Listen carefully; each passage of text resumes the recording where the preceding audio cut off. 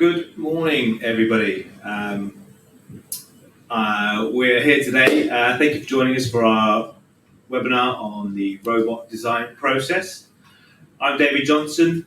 I'm the Sales and Marketing Director at 3P Innovation, and I'm joined with Chris Webber, who's our Controls Group Director.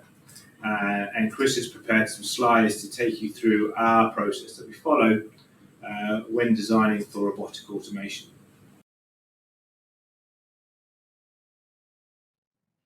So, first I'm going to discuss why even use robots. What advantages do they bring over human operators and other automated solutions?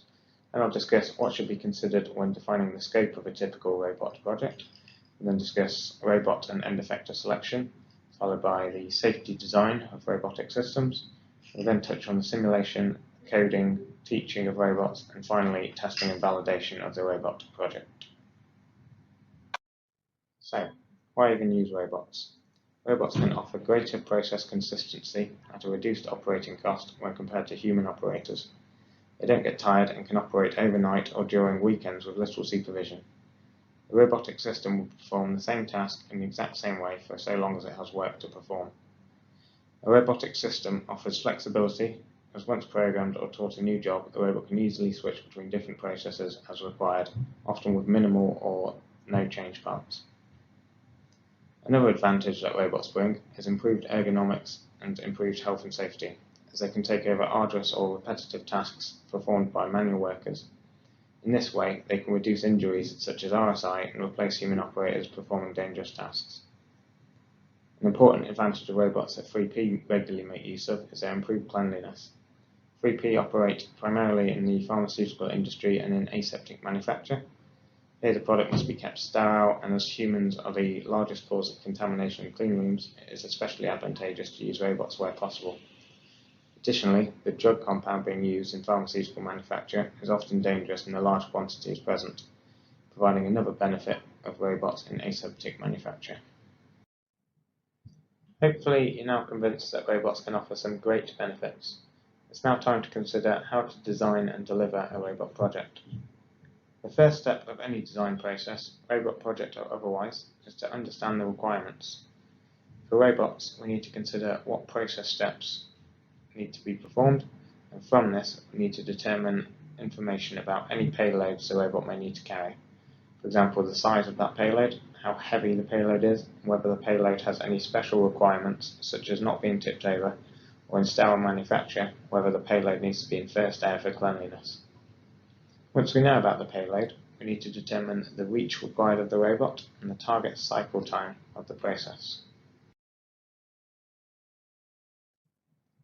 Then we get to the less obvious requirements. What operator intervention is required, both in production and for maintenance? This will be important when we come to consider the safety of the robot cell. Are there any environmental requirements that the robot has to comply with? For example, a large number of our projects require an ISO Class 4 compliant robot that is resistant to hydrogen peroxide decontamination. Next to consider is whether there are any third-party interfaces that the robot will need to integrate with, such as PLCs for the sharing of commands and status information, grippers, or even vision systems. All of these requirements will have an effect on the design and layout of the process. For instance, on our robotic capsule filler, in order to achieve the 1,000 capsules per hour cycle time, we arranged the process steps in such a way as to minimize the robot motions between the stations.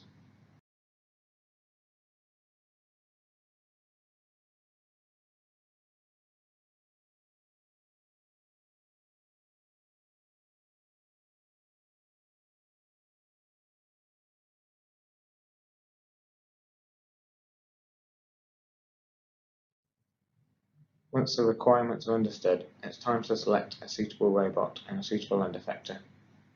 The reach, payload requirements, environmental requirements, and safety requirements that we identified earlier are all going to play an important role in the selection of a suitable robot. This can be an iterative step where the process layout is modified and different robots are tried in a simulation until a workable solution is found. Of course, any robot would be useless without an end effector. An end effector is the tooling that is mounted on the end of the robot arm to allow the robot to interact with the payload. There are many types of end effector, such as vacuum or finger-based grippers, which could be either pneumatically or electrically actuated. Alternatively, the end effector might be a vision system for any part inspection, or even a paint gun or a welding head. When considering which end effector to use, it is important to consider what behaviour is required under unexpected conditions, such as power loss or safety stop. It is often useful to test different end effectors early in the process to ensure that the payload can be held successfully without the tool causing any damage to the payload. When it comes to robot safety, there are many potentially applicable standards to consider. ISO 10218 Part 1 and Part 2 will always be relevant, but additionally the designer should consider the safety standards relating to safety of machinery, safety distances, positioning of safeguards, and many others. For any collaborative systems, ISO 15066 should be consulted.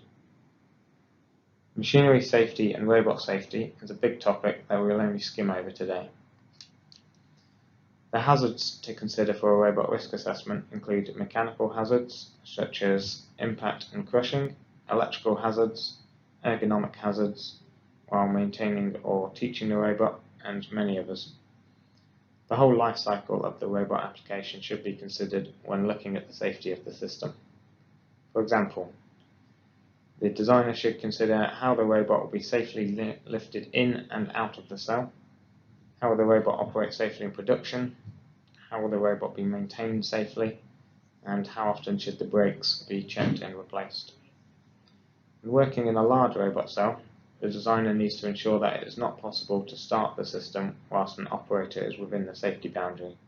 When working in a smaller robot cell, where the robot is able to reach outside of the protective guards, yet the application may require the robot to implement some safety functions to limit its reach and speed to ensure it cannot break through the boundaries of the cell. For example, hard stops can be fitted to several manufacturers' robots to prevent the arm moving to unsafe joint angles. Alternatively, some robotic systems have a safety controller that monitors the arm position and can set limits on its movements in software. The picture shown here shows how we modelled in the restricted workspace of this robot during our simulation phase. From the simulation, we determined a suitable robot speed and then determined what the stopping time and distance of the robot was in the worst case scenario. The restricted workspace, shown in green, is then set to ensure that even in the worst case event, the robot will come to a safe stop before reaching the isolator walls and any operator on the other side of them. 3P Innovation's history is in developing bespoke machinery, performing first-of-a-kind processes. As it is difficult to make changes once the robot cell has been built, we often find it advantageous to simulate the robot application as much as possible to de-risk our projects early. Many robot solutions offer a simulation package that allows the designer to import the CAD model of the robot cell. This can then be used to check for any collisions, to check the robot's reach, to check the process cycle time, and as shown in the previous slide, the simulation can also be used as an aid when designing the safety of the system. It is likely that this simulation will lead to an iteration of the cell design to achieve a suitable solution that meets all of the requirements we identified earlier in the process. The simulation shown here is from a project we are currently working on. Here we are putting a robot into an existing isolator to replace what is currently a manual operation with poor ergonomics. Due to the weight of the 6 kg payload and the required reach, we needed a large robot for a cell of this size, and so safety was a key challenge for this application. Another challenge was the requirement to ensure that the product is only ever touched by clean first air, and so the robot cannot move above the product. The simulation allowed us to modify the robot's trajectory until we found a suitable path that met the first air requirement and helped us to define the safety functions and parameters required to keep the operators safe. The robot will also be helping to assemble the process equipment after they have been cleaned at the start of the batch. By having the robot build the process equipment, the system further reduces the likelihood of operators contaminating the equipment. This simulation allowed us to demonstrate and have detailed discussions with our clients early on in the project so that we can ensure that all of their requirements would be met. Another consideration when simulating your robot application is the avoidance of singularities. A singularity can occur when the conversion from the Cartesian coordinates to the joint coordinates that robots use has an infinite number of solutions. This happens mostly when joint 6 and joint 4 line up. In this condition, the same end effector positions can be achieved by an infinite combination of angles on joint 6 and joint 4. The robot's software gets around this problem by forcing a solution to the inverse kinematics, which allows the robot to still function but greatly reduces the speed of the robot as it moves through the transition. Singularities cause issues when a continuous motion is required in a straight line. For example, if using the robot to paint, the sudden drop in speed as the robot moves through the singularity will cause an uneven coating of paint through the move. Singularities can be avoided by altering the layout of the process to ensure that the joints do not line up in a singularity condition for the required process. This can be achieved by raising or lowering the robot, or by offsetting the end effector to the side or on an angle. A final consideration when simulating the robot application is how the robot positions, coordinate frame and tool offset will be taught when it comes to commissioning the system. It may be advantageous to create some teaching tools or features in the machine to aid with commissioning later. Once the design has been fleshed out in simulation and the robot cell has been built, it's time to commission the robot. To begin with, any robot coordinate frames need to be set up and the tool center point offset needs to be taught. A coordinate frame allows the robot to be moved along axes that make sense for the process. 3P usually set up a coordinate frame to align the robot axes with the machine frame. Additional coordinate frames may be required to simplify the commissioning of the system by aligning the robot Cartesian axis with the process. For example, when performing nesting or denesting operations, it makes sense to have the robot's X and Y axes move along the nest. To teach the machine frame, 3P usually use 3 dowels in a fixed position on the machine, forming a right angle. By teaching all other positions within this machine coordinate frame, if we ever have to reteach the robot positions, we can do so by just redefining the machine coordinate frame using the same 3 dowels. When it comes to teaching the tool offset, it is important to have a precise tool center point. When moving the robot, it is likely you will need to rotate around the center of the tool, and any small error in your tool center point will lead to an eccentric rotation. Some third-party tools will come with the tool center point offset supplied, but for custom-made tooling, the designer will need to come up with a method of accurately determining the offset. CAD measurements can be used, or the tool can be accurately measured, but the offset needs to be very precise, and we have found that these methods are often not accurate enough.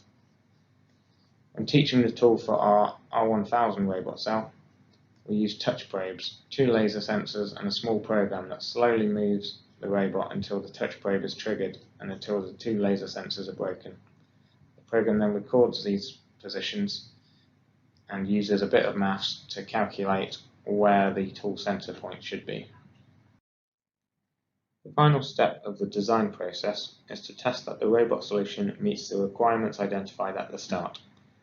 These tests are likely to be very process dependent, but may include tests on cycle time, the overall equipment effectiveness, or any certification of material suitability to meet any cleanliness requirements.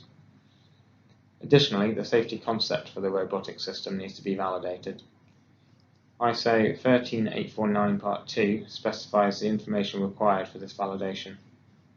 This includes specifications and design descriptions of the electrical drawing set, which showing the safety interfaces with the robot, the emergency stop and reset chain, any position or speed monitoring functions used to ensure safety, any separation distances between the robot and protective devices, and any restrictions on the workspace must be identified, along with the principle on which they rely, for example, safe position limits, hard stops, or the strength of any fences surrounding the robots. The robot will need to be tested to validate it against the safety concept. This will include tests to ensure the emergency and protective stops are functioning correctly. Additional tests should be performed to check that any position or speed limits are also working correctly. That brings me to the end of the slides. To quickly summarize the main steps of the design process, we begin with determining the requirements. We then select the robot and end effector and design the safety, often with use of the simulation. Once the robot cell is built, we begin teaching and commissioning of the robot cell, and finally we test and validate our system to ensure we've met all of the requirements. I'll now get to answering any questions.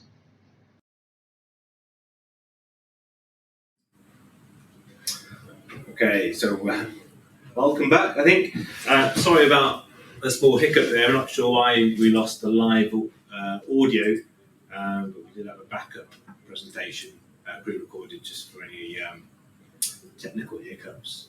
So hopefully you found the presentation engaging and answered some of your questions you may have had. It may have been slightly educational, but we'll go to the questions now. I know that we've had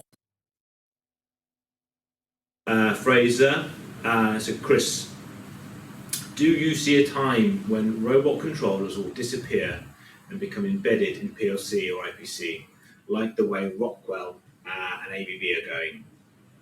Yes, I do. We're already starting to see this with some of our suppliers as well, where it's essential really to take the robot control into the PLC wherever we need coordinated motion between the robot and some other axes, which mean it can lead to the robot picking from moving objects, saving cycle time. Is that what you mean by coordinated motion? So coordinating the robot with another servo moving a product already. Okay. So you can hand over as the system's in motion rather than waiting for deceleration times and picking from stationary. Another benefit I see from taking the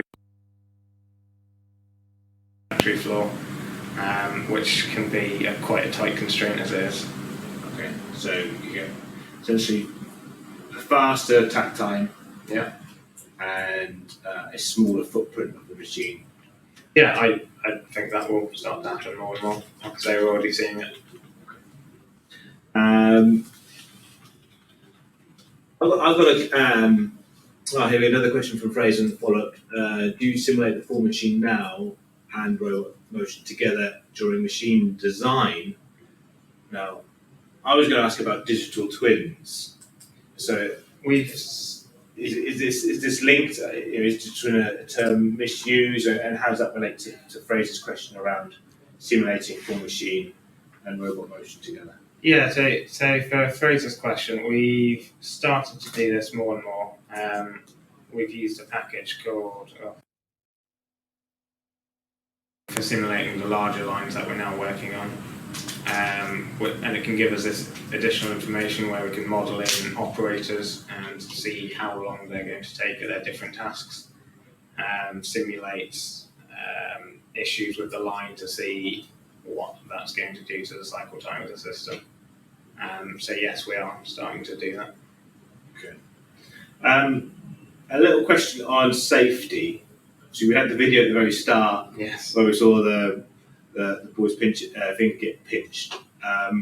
So on a larger robot, so how would you sort of ensure safety is achieved and no one's fingers getting taken away? Yeah, so with the child in that video, I'd say it's all very open to the hazards. I'm wondering how they've done their risk assessment for that. Ways around that are you can have light curtains, for example, make chest kits when the robot's moving. There's safety scanner type devices that are essentially a three-dimensional light curtain. There could have been safety mats, proving if the child's in a dangerous area or not. There's lots of things they could have done to prevent that, really. Okay. And these are all part of the ISO standards that you mentioned in the presentation? Yeah, as I've mentioned in the presentation, there should be a risk assessment performed for any robot application, and part of that should be taking into account what the measures are to prevent that child getting hurt. Okay. Right. And I hear the term digital twin a lot. Mm-hmm. My impression is it's maybe misunderstood or misused. So what's your understanding of the digital twin? Yeah, to me, the digital twin requires building up a model of the machine, the system, having that model running off the live data coming from the real-world system, so that we can then check the simulation of the system is giving the same results as the real world, which will help detect any deviations, maybe predict some maintenance activities that need to occur, and also you can use that trained model then to test new scenarios for your factory. So it's almost like a continuous improvement. Yeah. Of the existing robot. It allows you to change or try out different motion parts without having to run your actual robot. But it learns from the actual robot. Yeah. So the data comes from the actual robot, and then you interpret that data, run new simulations on your digital twin, as well as also sort of forecasting into your own use of the robot. Yeah, exactly. Yeah. Okay. Any more questions from the audience? No? Okay. I've got one more question, and this is a bit about 4-axis, 6-axis robot. When would you choose a 4-axis versus a 6-axis robot? So 4 axes are typically faster than 6 axes. They're quite good for simple pick and place type applications. Whereas 6 axes, they offer generally greater flexibility. They can do a lot more in the vertical plane, and that you generally find they have larger reaches and can handle heavier payloads. That's the sort of thing I'd be looking at, whether it's a cycle time versus flexibility question. Okay. In terms of heavier payloads, is that just a size thing? They're generally bigger and yeah, a little more they're bigger structure? ultimately. Yeah. Okay.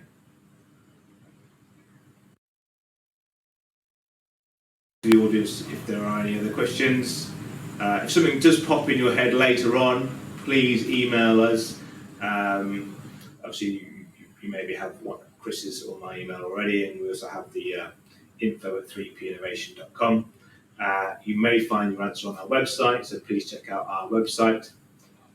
But I think there's time for me to say thank you for joining us this morning, and please keep an eye out for our next webinar, which I'm sure won't be too long in the future. But everybody have a nice day and enjoy the summertime. Oh, there is one more question. Okay, sorry. Just in time. Just stuck in at the end. Okay, so do we see an industry adoption of ROS in the near future? Maybe before we start. Robotic operating system. Okay. I can, yeah. It's always nice to see standardization across manufacturers, making it far easier for us, the machine builder, and end users to achieve a common use case, I suppose. It just makes it easier to do our job with that level of standardization. So I can see that happening over time, yes. Is there any link to that in code? Obviously, we do a lot of coding in a lot of our control systems. Is there could you extend that so there's a common sort of code platform to controlling the robots? Yeah, and that kind of goes back to Fraser's question earlier about taking the control of the robot into the PLC. That's kind of where I'd like to see more advancement, because I typically do quite a lot of PLC programming, and you can have all of the easy to control and maintain. So. It's whether they're interested in doing that. If one robot manufacturer chooses one PLC provider and the other, you could. Yeah, this is always a challenge: is how open all these manufacturers can be. Yeah. Okay. So I will bring things to a conclusion then with that. So hopefully, Eric, Fraser, they answered your questions. As I said before, if you want any more information, please go to our website or email Chris and I.